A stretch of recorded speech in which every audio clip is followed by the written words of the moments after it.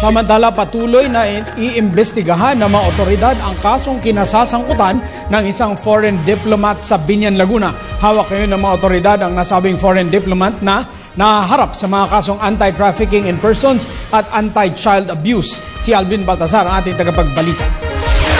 Tinuluyan ng Biñan Pulisya Laguna ng mga kasong anti-trafficking in person at anti-child abuse ang isang dayuhang umano'y diplomat matapos na ireklamo ng isang non-government organization.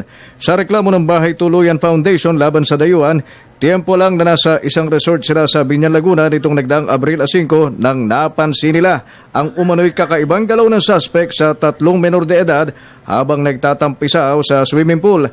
Kaya nang mapansin ang kakaibang himas ng suspect sa mga menor de edad, dito na sinita ng mga taga-Bahay Tuluyan Foundation ang Italianong suspect.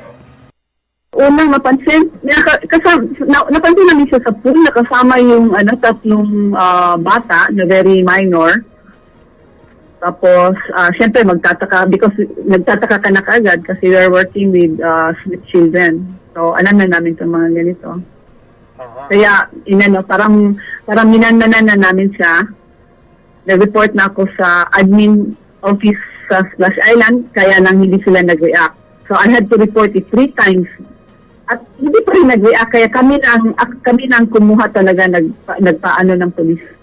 Sa salaysay din ng isa sa 3 biktima, nakita lang sila ng suspect sa Caloocan City at dinala sa isang bahay sa Eastwood, Quezon City kung saan naganap din ng umano'y isang hindi ordinaryong akto sa mga biktima. Sinabing bahay pero umakyat daw sila sa elevator. Doon sila natulog? Hindi po, ay pinaliguan. Scrub po. Sabi nila kinuskus daw ang kanilang katawan.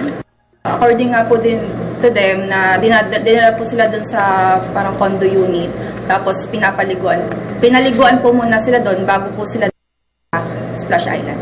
Pang-engganyo ng Italianong suspect sa 3 na pawang street children, pera, mga bagong damit at pagkain kapalit ng pagsama sa kanya.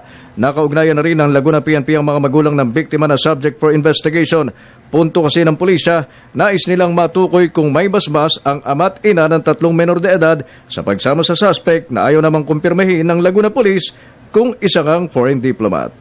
At pinahintulutan nila yung anak nila na sasama sa ganitong aktibidades ng foreigner ay may pananagutan sila sa batas. At yun din ang aming alamin.